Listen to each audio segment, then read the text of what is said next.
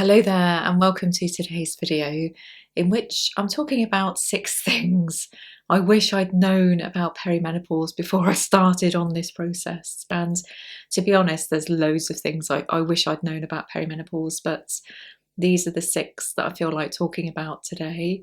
And this video will be with an autistic angle because I'm an autistic person. And also I do need to state that I am just one person going through perimenopause, and I personally am having an awful time with it, but that does not mean to suggest that everybody will have an awful time with perimenopause. In fact, some people go through it barely noticing the process whatsoever. So I just need to stress that it's a different experience for everybody. So with that in mind, let's get started with number 1, clumsiness and issues with balance.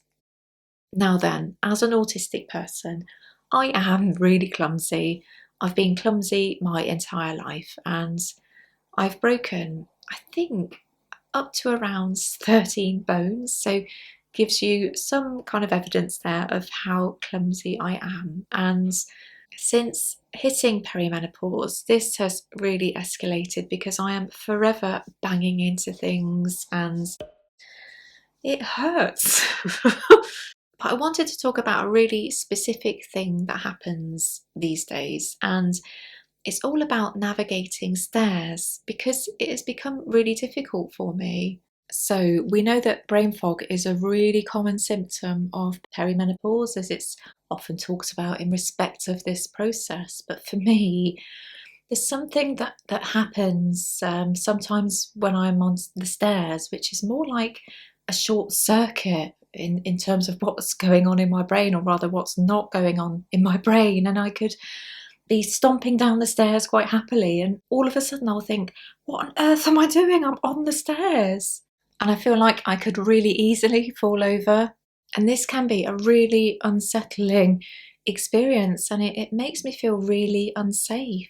There's a similar thing going on whenever I'm carrying a washing basket up and downstairs as well, I've noticed. So if I can't physically see my feet, my brain can get really confused, and it's really difficult to know where to position my feet. And I've never had this in my whole life. This has been quite a dramatic shift for me, and it was really quite frightening because I was really worried about kind of early stage dementia, I have to say. But since researching this further, thankfully I can attribute this specific thing down to perimenopause, really. So basically what's going on is that as autistic people, we can often struggle with proprioception, or knowing where our body is in terms of space, and also our vestibular system, so that's our kind of inner ear balance. And with drops in estrogen or fluctuating hormones, this can obviously affect our brain chemistry, so it can bring about kind of new challenges such as navigating stairs. And I so wish I'd known this, because it's really quite a frightening thing that happens in the moment, that you just suddenly don't really know what you're doing in terms of your own balance. Tiredness can affect our balance as well, so it's really important to try and get good sleep, which is another challenge of perimenopause, I have to say. But I can really tell a difference in my balance when I haven't slept very well. So it is, quite important to try and establish a good routine around sleep. And number 2 is frozen shoulder. And I'm talking about this symptom because it's going on for me right now. Basically, my left shoulder doesn't work in the way it should. I've got restricted movement going on, and it is really painful, certainly in some specific movements. So I have to be really careful what I'm doing. And I can't get it to go behind myself either. So it really is quite restricted and very painful. So basically, perimenopause can cause all sorts of problems in our bodies in terms of inflammation, and a frozen shoulder can be an example of this. So I think it's really important to know about, because certainly in my case, there was no injury that set this off, and it's been quite a confusing condition, and it's just been really interesting to find out that this could well be attributed to being in perimenopause. And also, if you are having symptoms of a frozen shoulder, it is really important to seek medical advice, because this condition can essentially go on for a couple of years. So, it is really important to get that checked out. And number 3 is periodontal disease. And periodontal disease is essentially inflammation of the gums, and this is when it's at quite a severe level. So you may well have heard of gingivitis, which again is inflammation of the gums, but it's at a level that's kind of more manageable really, and the symptoms are reversible. But periodontal disease is the next level really, where it's more challenging to look after. And when somebody is in perimenopause, their estrogen levels are declining, so this can affect bone density. And certainly in my case, I have osteoporosis, but this is when it's affecting your mouth area. And for me, I'm having all sorts of issues with my teeth recently, and I've always been diligent when it's come to my own oral hygiene, but I am really worried about this because I can feel differences in my mouth, and I do have dry mouth, which again can be really difficult when it comes to your teeth and looking after them well. So yeah, it's something I'm concerned about, and I'll be bringing this up when I next speak to my dentist. And I just wish I'd known about all of these connections years ago. The 4th thing I wish I'd known about years ago is difficulties with HRT. And we often hear about HRT, don't we, in terms of perimenopause and menopause. And I've been on HRT for, I don't know, maybe 3 years now, and it was really difficult at first to try and get the right kind of combination for me, because when you go on HRT, you essentially need to replace your estrogen and your progesterone, and some people will replace their testosterone as well, but this is really difficult to get hold of in the UK.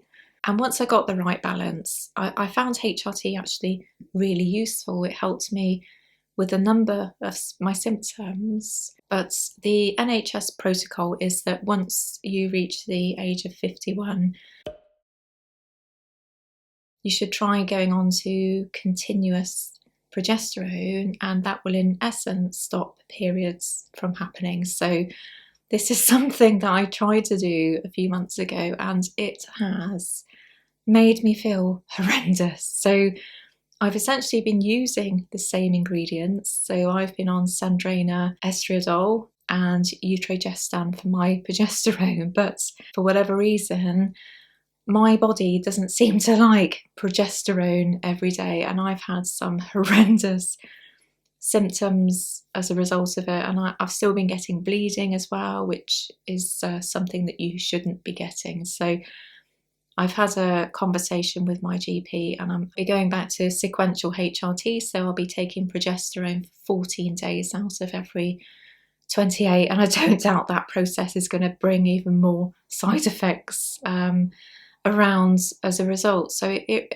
really is a difficult process. I really wish I'd known years ago that HRT isn't a quick fix, cure-all solution for very many people in perimenopause or menopause, because it can be a real journey to get to the right combination of HRT, and that's if you ever get to the right combination, because many people struggle so much with HRT that they're just not able to use it at all. And for me, as somebody with osteoporosis, it is really important to stay on HRT because it helps protect my bones, because I'm not able to tolerate other medications. So, I'm in it for the long haul really, but I'm dreading this next part of the journey really, I have to say. So if you are too struggling with with HRT and its side effects, I'm sending all of my solidarity to you because I know exactly what it's like. At number 5 is pelvic floor dysfunction. And there's various forms of pelvic floor dysfunction, including urinary incontinence, interstitial cystitis, constipation, and prolapse. And boy, I wish I'd known about all of this years ago, because this has been one of the more frightening aspects of perimenopause for me, because it affects our physical form, and I just feel like I wasn't warned about it at all, because I've had physical changes go on in my body, and it's been really, really worrying, because I didn't know that this was a normal part of perimenopause for many people. So for me, I've dealt with interstitial cystitis. It's really difficult to get those words out. And it just involves a whole lot of pain when it comes to your bladder, and it feels like you need the loo all the time, and it really is a horrible, horrible condition. And thankfully for me, I've been able to manage this symptom through my mast cell activation syndrome diagnosis. So I have mast cell stabilizing medications which really, really help with this. It's not perfect, because every now and again I will get a bit of pain, but it's certainly way better than it used to be. And incidentally, if you do struggle with interstitial cystitis, it may well be worth mentioning to your doctor about MCAS, or mast cell activation syndrome, because it may well be a symptom of this as well, because MCAS can strike during the perimenopausal years, as it has done for me. Constipation can be a real issue for autistic people, can't it? But falling estrogen levels can really exacerbate this, so it is something to be really mindful about. Also, prolapse can happen during the perimenopausal or menopausal years, and although autistic people aren't specifically more at risk of prolapse, we know that autistic people are more likely to have EDS, or connective tissue disorders. So again, this is something to be mindful of. And pelvic floor exercises or Kegels can help in terms of pelvic floor dysfunction, but they're not right for everybody, because some people have what's called a hypertonic pelvic floor, meaning that their muscles are too tight. So of course Kegels wouldn't be appropriate for them. So it is really worth checking with a healthcare provider first before you start thinking about doing pelvic floor exercises. I found them quite useful, but have to say I'm dreadful at remembering to do them, so I need to get into a much better routine in terms of pelvic floor exercises.